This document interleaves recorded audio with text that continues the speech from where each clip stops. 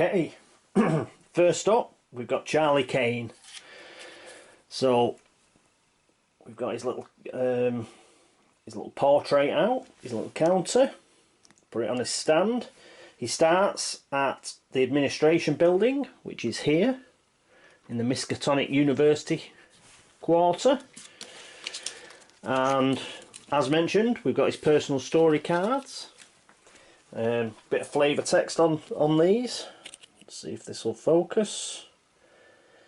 Charlie Kane. It's a nightmare. He'd seen it before, faced it and lived to tell the tale, but he didn't have to like it. The awful slumbering of a dead god is one thing, but this, on top of it all. Please, Bonnie, say it ain't so. Didn't we just do this? Bonnie left his coffee and walked off with a shrug. Another election. Now, of all times. So, Charlie, as part of his personal story, is up for re-election.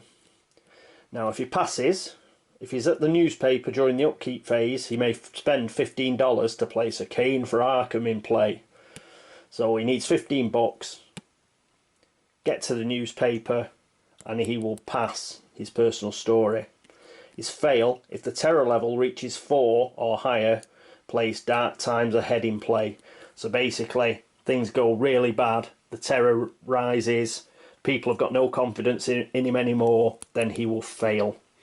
So, we'll put these just at the side on his little player tray that he's got here. So he's got to get $15 and get to the newspaper as quick as he can. Right, we've got some tokens here. One part of the investigator sheet that I didn't go through is down here, and these are different abilities like speed and sneak, fight, will, law, luck. These basically affect skill tests. These numbers here are the number of dice you can roll when you're asked to do, say, a sneak check. So if his focus marker was there, he'd get 4 dice, but his speed would be 0. So ordinarily he wouldn't actually be able to move unless, say, he had a motorcycle or something that gave him movement. So you can place these every upkeep phase, and you put them where they are, but wherever you want at the beginning. But once they're there, this is where focus comes in. You can only move these tokens a total of 2 every upkeep phase. So you could move that 2 over here, but he wouldn't be able to move any of the others, and that's how they work. So, but to set him up, I think we'll give him his top speed. So his speed will be 3, and they'll have 1 sneak. As one attribute goes up, the other goes down. So the faster you go, the less likely you are to be sneaking. The more law you have, the less luck you'll have, that sort of thing. As I say, once per turn, at the start of the turn, you will get an opportunity to change these according to your focus. So fight and will, I think we'll put him at 3 each. I'm not really looking for him to do a lot of fighting. And his law and luck, again, we'll leave that pretty mid. Say 3 and 2. Right, so that's that. Now we've got to it's 4 sanity and 6 stamina, so we'll get those tokens for him. There's his sanity of 4. And 6 sanity.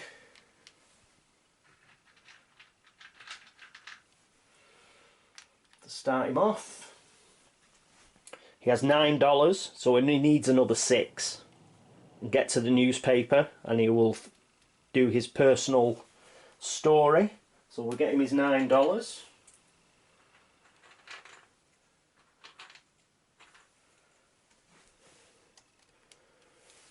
So put that in there. It's a little player tray.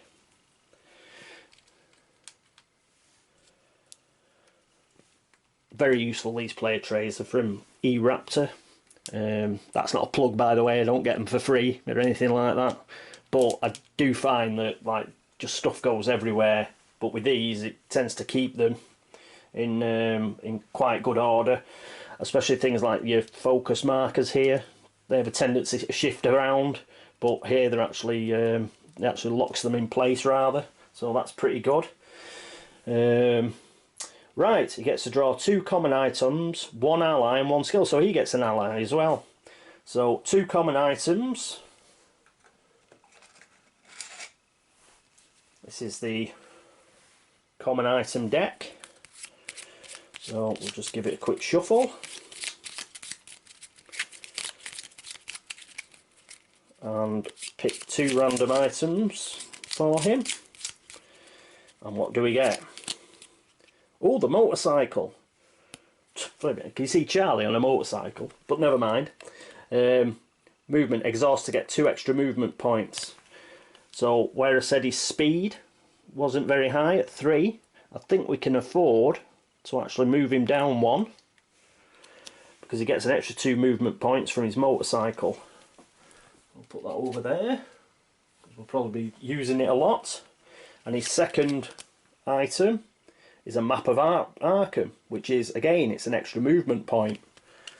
So we'll put those 2 together. So he's got 3 movement points there now. So I think we'll actually move his speed down to 1. So he'll be able to zip around. So we might use him as our go-to guy for like buying stuff and getting around the board. Could be very useful.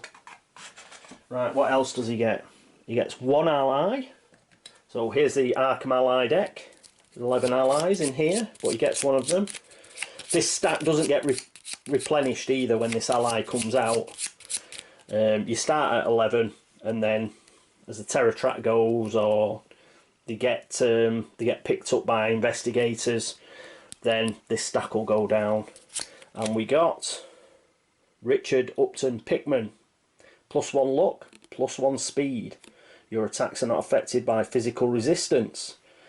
Really good. These double guys, where you get double bonuses, this is really good. And anything that's physically resistant, we don't need to bother about it because we've got Dickie with us. So I'll put that ally down there, so we know we've got him. And again, we've got +1 speed. So while he's with us, we get +1 speed again. So we've got 1, 2, 3, 4 speed. Plus that one there would make it 5 speed. So I'm actually going to put him down here. So he's going to have 4 sneak as well now. So he should be able to avoid monsters, but still be able to zip around the board. So he's done very well there, Charlie. Done very well indeed. And he gets 1 skill. And this is the skill deck here.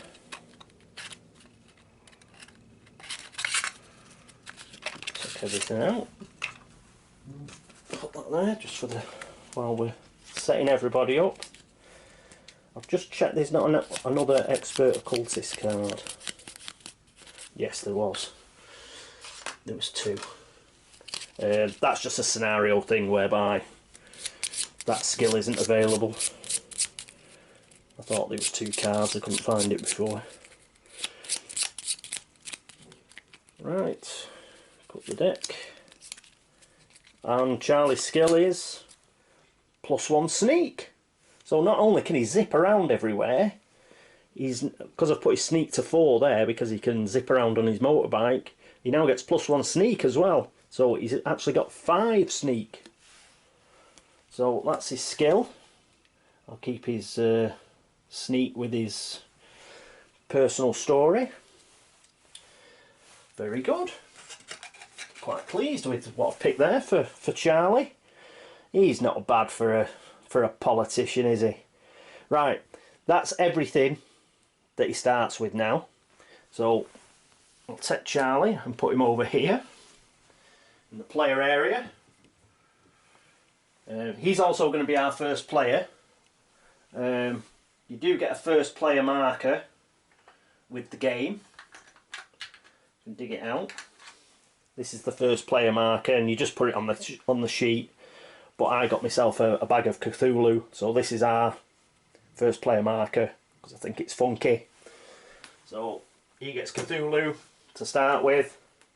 There's also a Terror Track marker, but because I got the bag of Cthulhu, I just use the little Cthulhus. There's a Terror Track marker. I told you I love this game, didn't I? Well, half of it's because of crap like this. I just love this sort of rubbish. Anyway, there's Charlie. We've sorted him out. He's at the administration building. Right, next up, we have Skids O'Toole. Right, can we see him? Yep, there he is. Here's Skids. He starts at Mars boarding house, which is just here. He's out on parole, if you remember. This is his halfway house. Let's have a read of his personal story. Skids knew that he would have to search every nook and cranny of this city if he was going to find out what happened to Brad. Fortunately, since he was fresh out of jail, he had nothing but time on his hands. So that's Skids. And what he's either got to do, he's got to seek answers. If he passes, each time Skids gains a clue token, put a clue token from the supply on this card. If there are 5 clue tokens on this card, place disturbing news in play. Fail.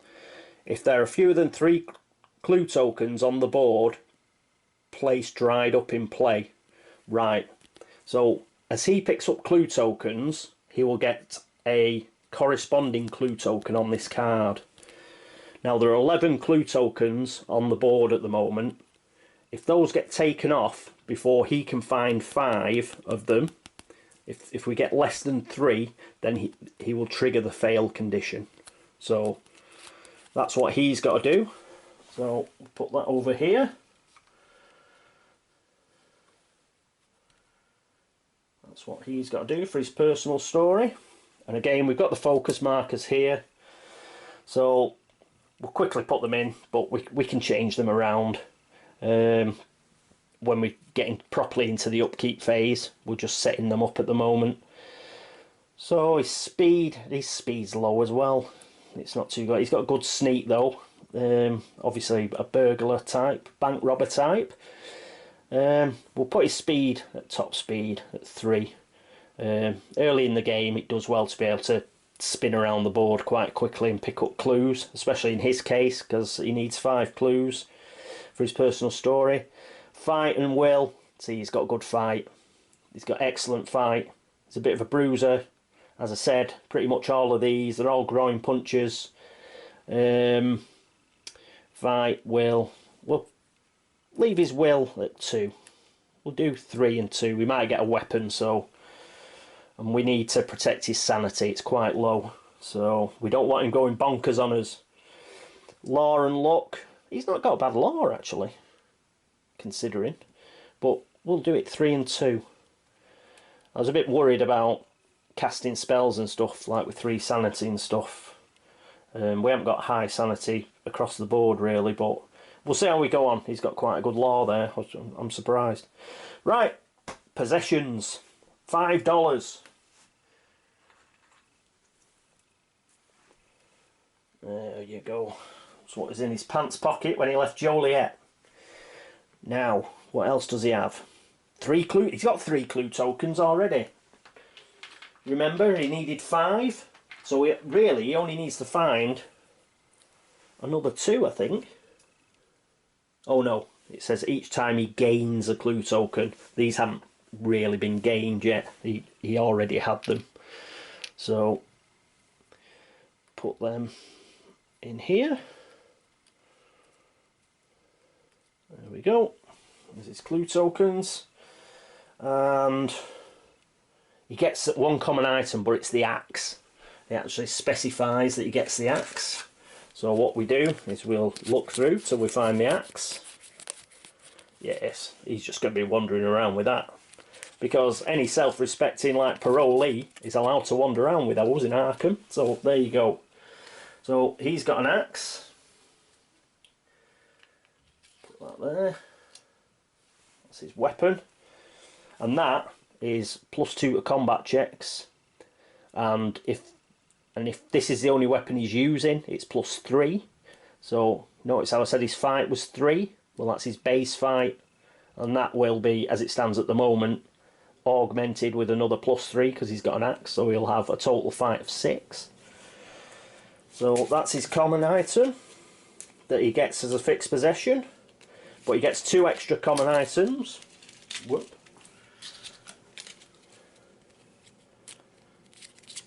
So we'll shuffle it up, seeing as I had to look through the deck for the axe. A lucky cigarette case. Now that's very thematic. You imagine him like having his lucky cigarette case with him. Discard lucky cigarette case to re-roll any one skill check. In this game, this probably won't last very long. We'll be using it fairly early, probably. But put that up there like that. And his second common item, Tommy gun. This is what we like. He's got a Tommy gun. Again, gets out of Joliet. He's stashed his Tommy gun somewhere that he used to rob banks, and now he's got it back out of storage. So, as that's two-handed weapon, you just see there, 2 hands, and this is one-handed. He's pretty much going to replace that with the Tommy gun, and he may give his trusty axe to somebody else. So, might give it to another of the investigators if he gets a chance. Right, so put that over here, seeing he's not currently using it. Those are his 2 common items. Oh, his other common item was the lucky cigarette case. That's right. He gets a unique item.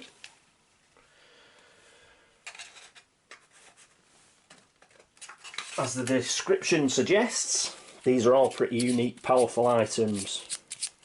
So maybe it's something he got off Brad.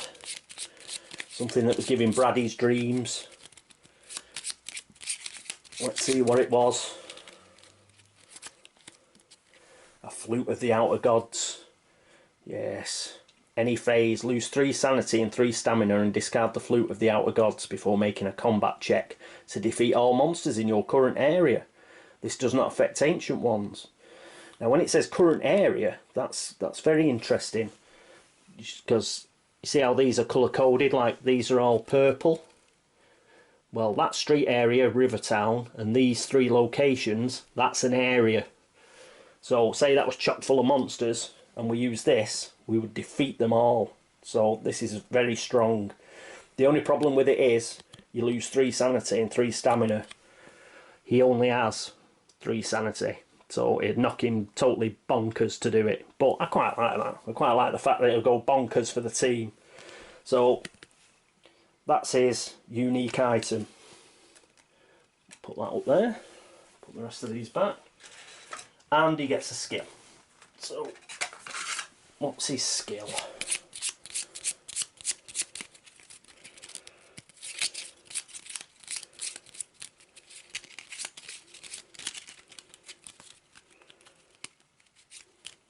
And Skids' skill is Stealth.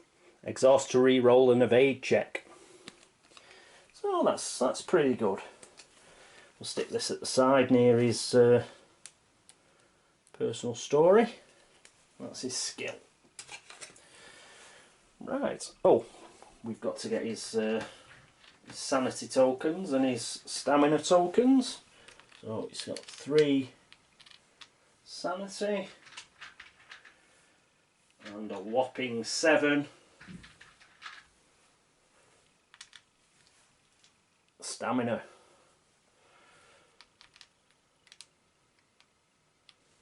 So there we go. That's good old Skids. Let's put him over in the player area. Right, next up, Roland Banks. Now I think Roland starts at the asylum, so we'll put his standee up at the asylum, right up at the top there, and his personal story.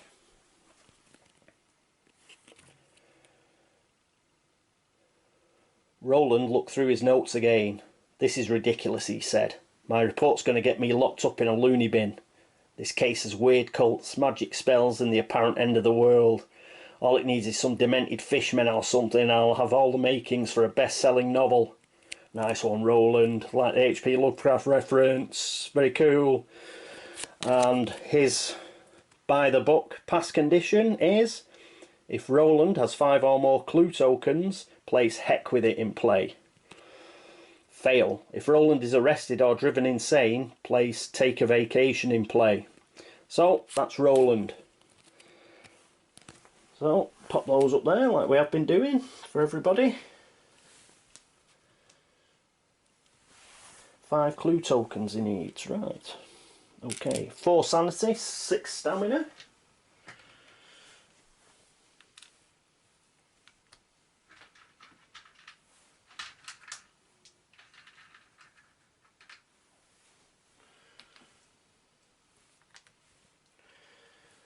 There we go. And he's got 2 clue tokens already, and it just says he has to have 5 or more, so he only needs 3 more. Let's get the 2 that he already has.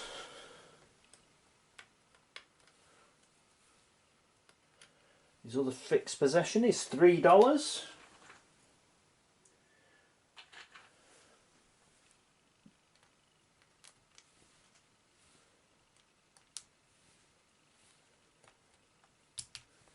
There we go, $3 for the boy. Random possessions, 1 common item and 1 unique item. Quick shuffle.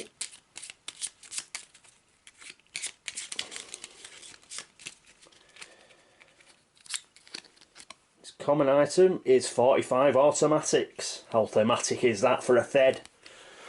So 45 automatic, plus 4 to combat checks. Very nice. And does he get... oh, he's got a unique item. Perhaps in the course of his investigations into this loony cult, he's picked up something of interest off one of the cultists that have been arrested. And what's he found? An enchanted blade. Plus 4 combat checks, and it's magical. All the other weapons we've got up to now have been, like, obviously prosaic physical weapons, but this one, while it's a sword, it's also enchanted, so this can attack monsters that are perhaps resistant or immune to normal weaponry. So this is excellent, and it's only one-handed. The 45 automatic's one-handed, so basically he's walking around with a sword and a gun. You don't mess with the Theds. What a team. Nice. Oh, he gets an ally as well.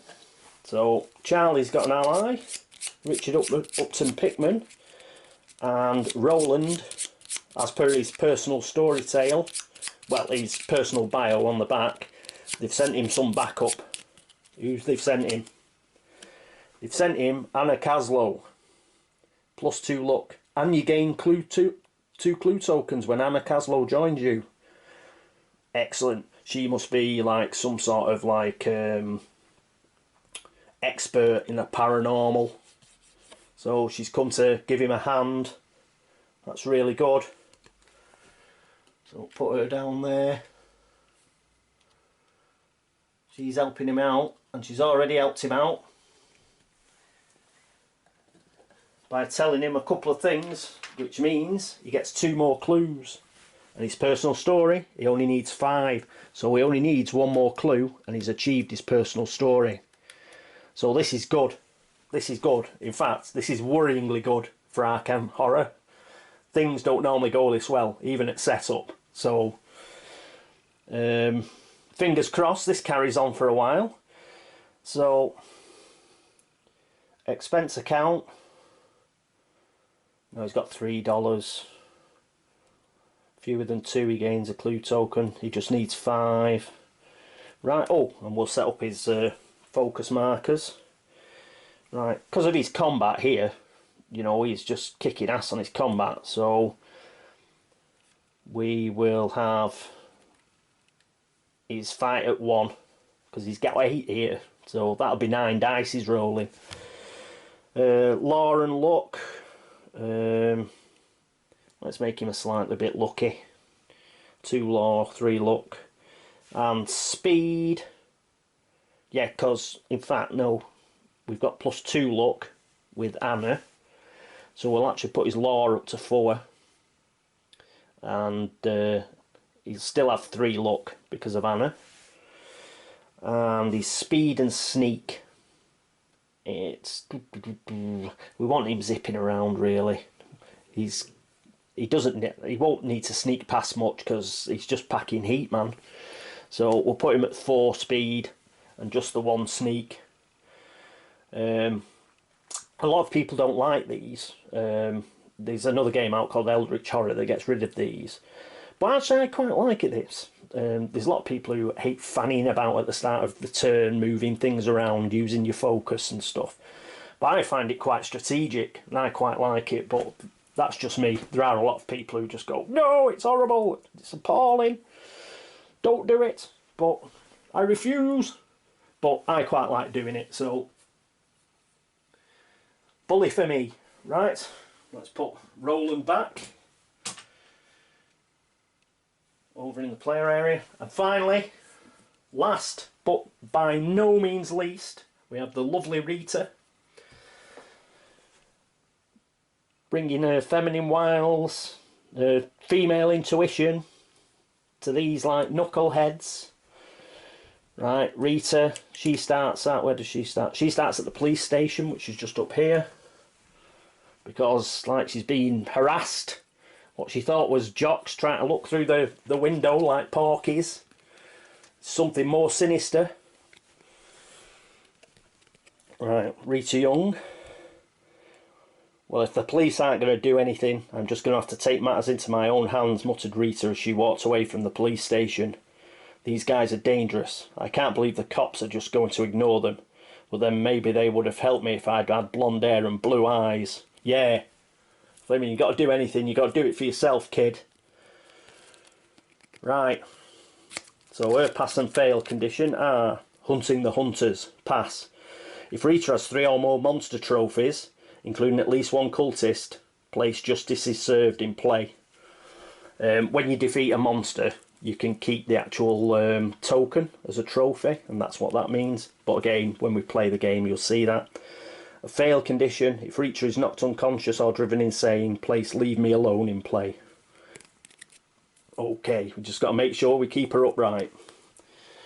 We'll put that in the usual spot on the player tray. And she gets 4 sanity and 6 stamina. Whoop.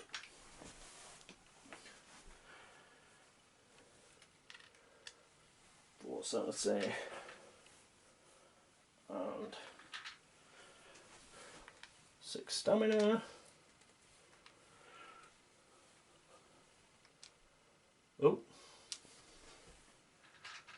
about 9 stamina there. That's all right. Right, 6 stamina. She has $4.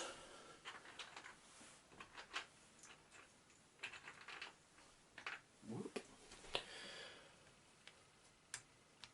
1, 2,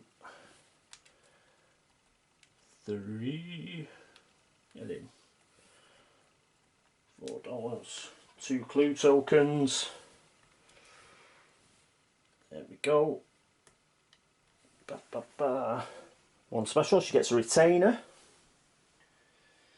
Obviously a scholarship. So that's a retainer card. We'll put that down here as well.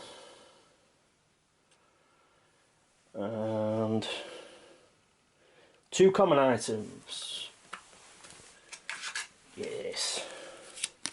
Can do with a packing heat. Good weapon. Whoop.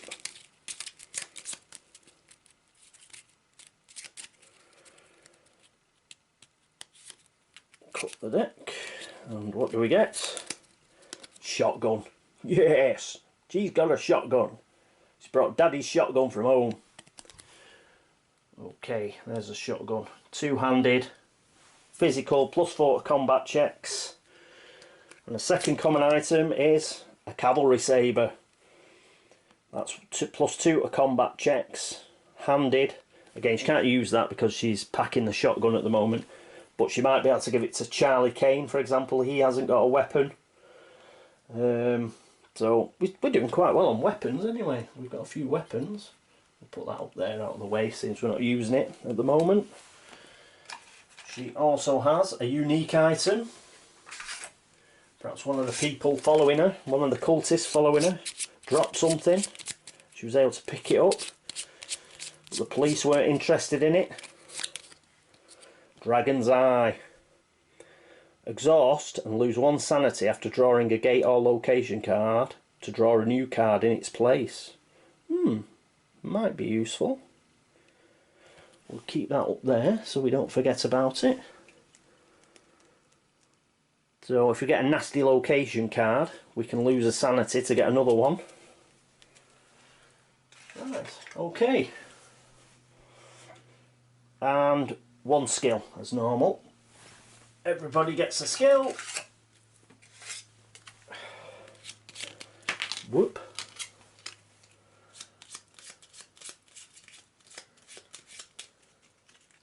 I tell you what, Roland didn't get a skill. I forgot to take his skill out. We'll do Roland in a sec.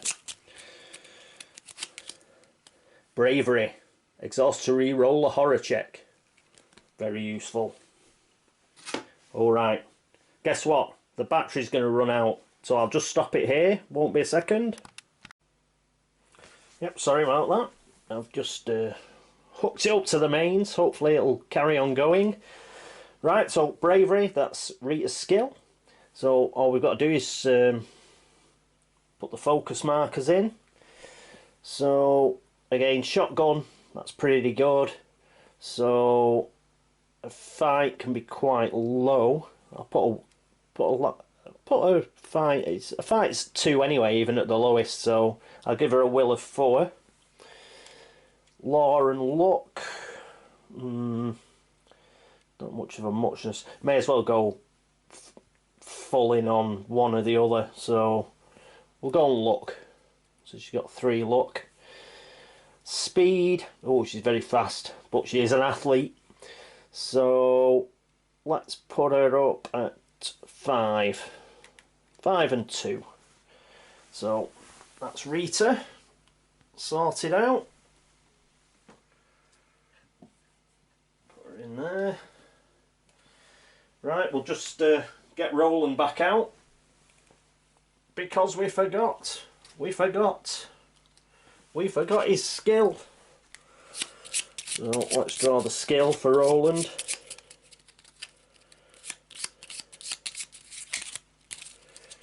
Alright, his skill is he's brave as well, so he gets to re-roll a horror check.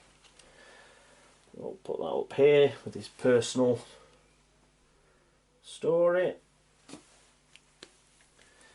Put all his skills back. Right, put that up here. The rule book back to the side. Check you haven't moved too many of the clues around. So that's where we all are. Charlie, administration. Skids is at Mars boarding house. Rita's at the police station. And Roland's up at Arkham Asylum. And that's where we're going to be starting the game. I'll quickly just go over to the player area. Bear with me. Over here's the player area where I've got everybody set out. I don't normally have it like this. It was just when I was setting it up for actual filming, I just realised that the space problems that Arkham Horror normally cause are exacerbated when you look to film it. Normally I have just everything everywhere, but obviously I needed to sort it out in order to film it. And this is how I've set the guys up. So they're all over here. I've got them sat on the expansion boxes. And what I'll do is at least once every turn we'll probably flick across over here and we can see where everybody's up to. The ancient one I've got set up down here. and I've got 7 Litco monster stands here because we're only allowed 7 monsters in Arkham, so that'll help me keep track. I've got some funky gate holders here. Anybody who's watched Shadows of Brimstone might have heard me in the first episode mention a chap called Zoastro. He does some painting of Imperial Assault on YouTube. Well, I think it's the same Zoastro who I got these from on Etsy. And how cool are they? And what you do is when you get a gate, see, it just pops in there like that, and then you can put it on the location. You'll see them in action anyway. They look cool, man. Right, so this is the player area. This plain old box with, you know, like the stands in and the clue tokens and what have you, bits and bobs. Another one underneath that's got the monsters we're not using, and other bits and bobs we're not using. The scenario sheet, just in case you have to refer back to it. And just to show you the rest of the setup, yeah, here's the rest of the board.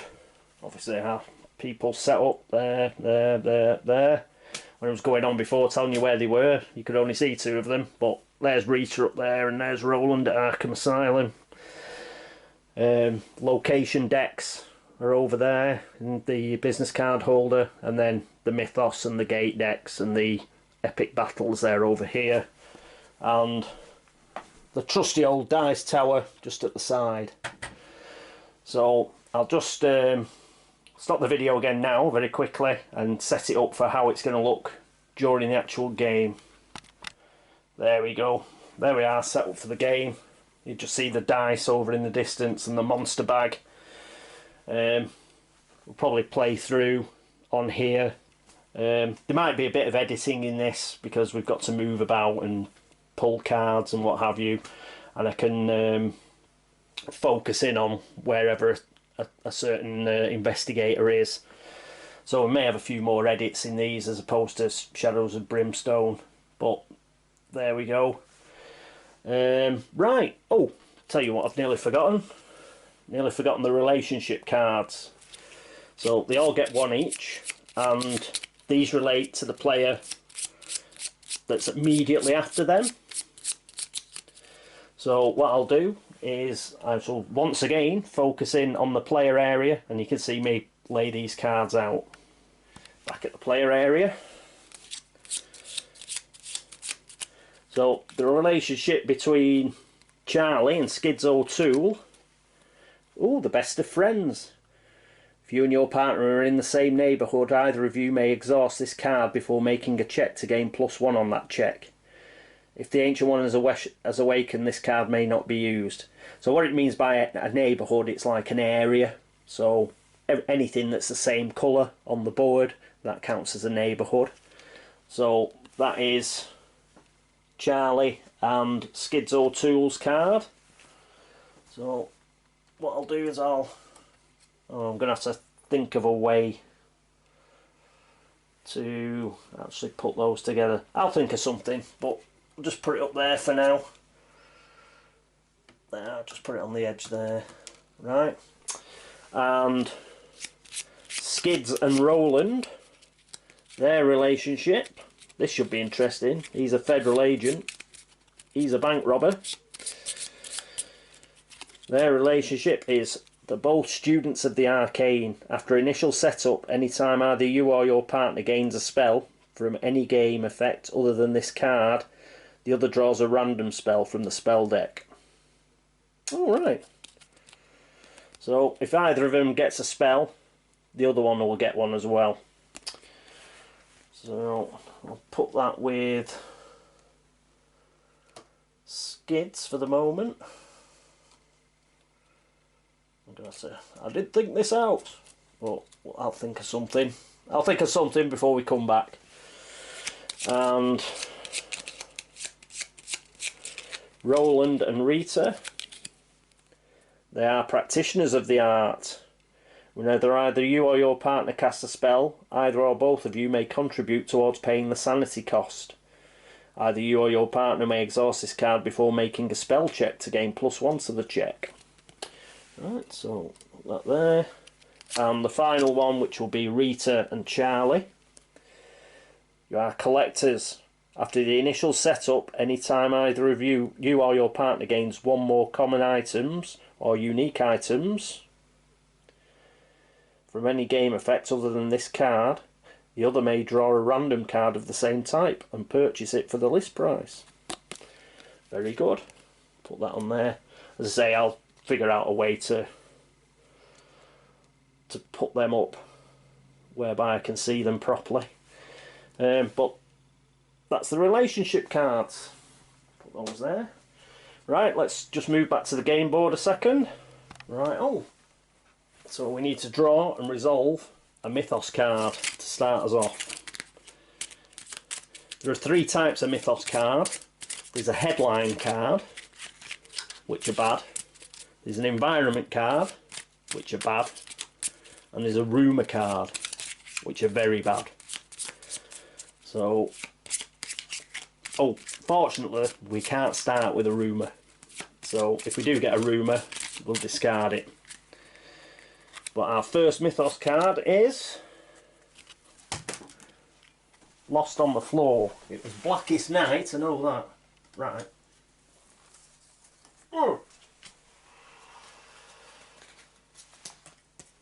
Good start, good start.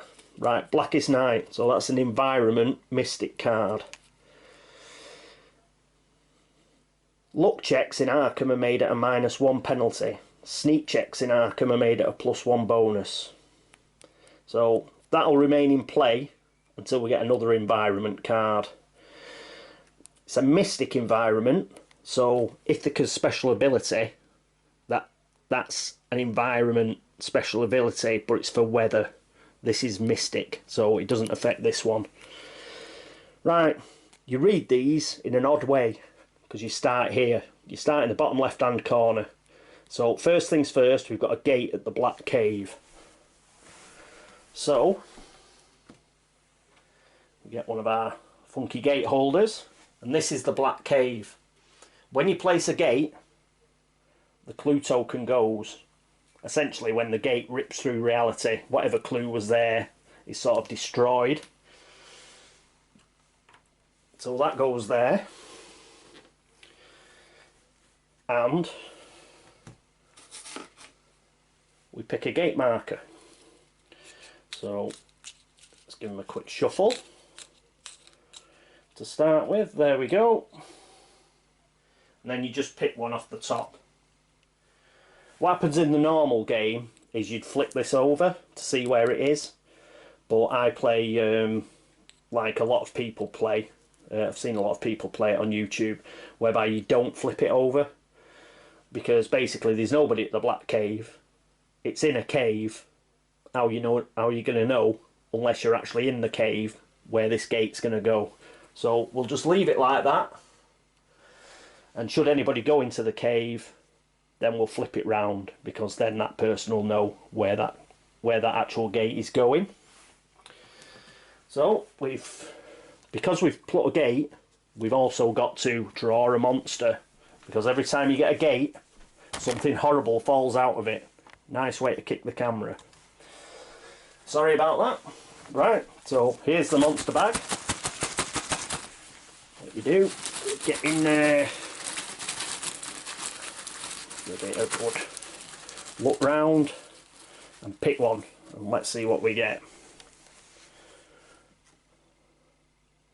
We've got a Mygo.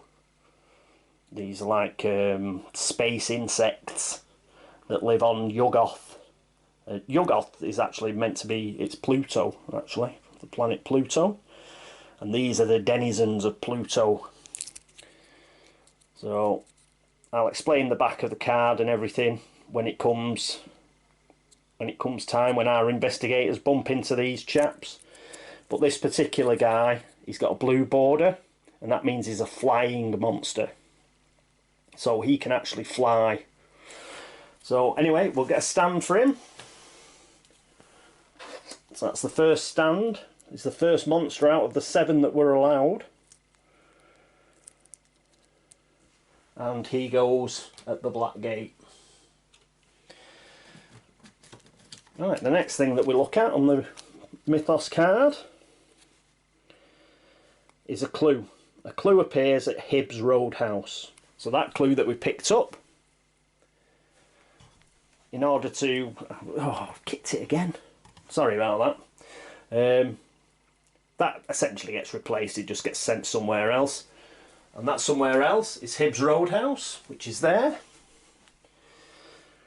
And then we move back down, and these boxes here with the shapes in, on black and white, they're monster movement. So we've only got one monster. And I know it's a circular monster, because we have a look at the front. It's got a little circle down here.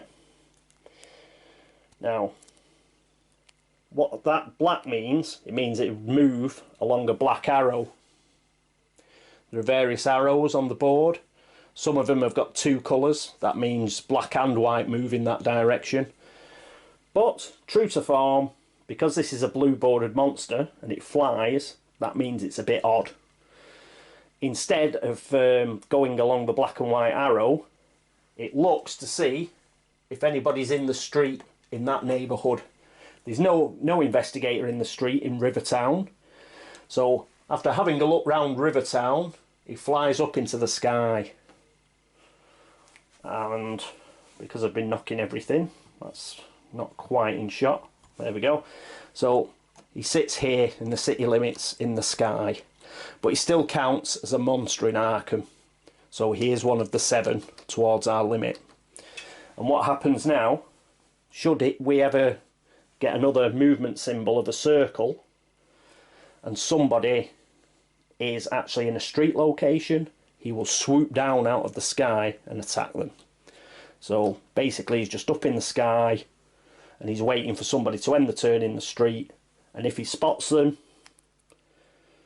when he gets a movement, he will attack them. Right, and the last thing we do is actually read what I read first, but it doesn't really matter. But we should read that last. So the luck checks and the sneak checks, they come into play last of all.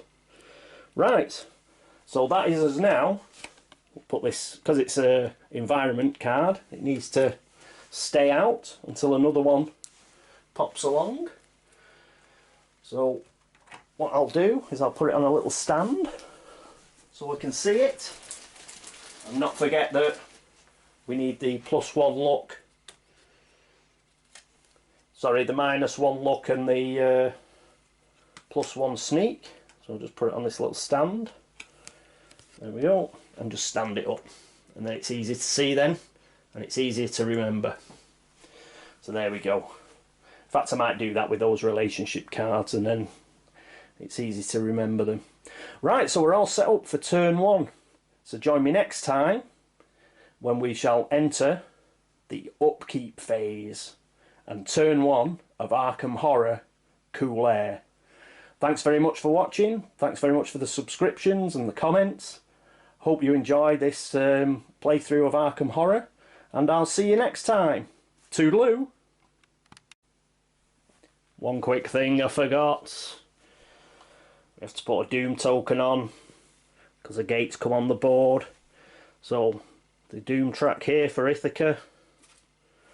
They said we've got like 11. So 11 gates open, he will awaken. His first gate's open, so we put the first Doom marker on. So I'm sure I'll forget loads of other things like that. There is quite a lot to remember. So anyway, thanks again. See you next time. Ta-ta!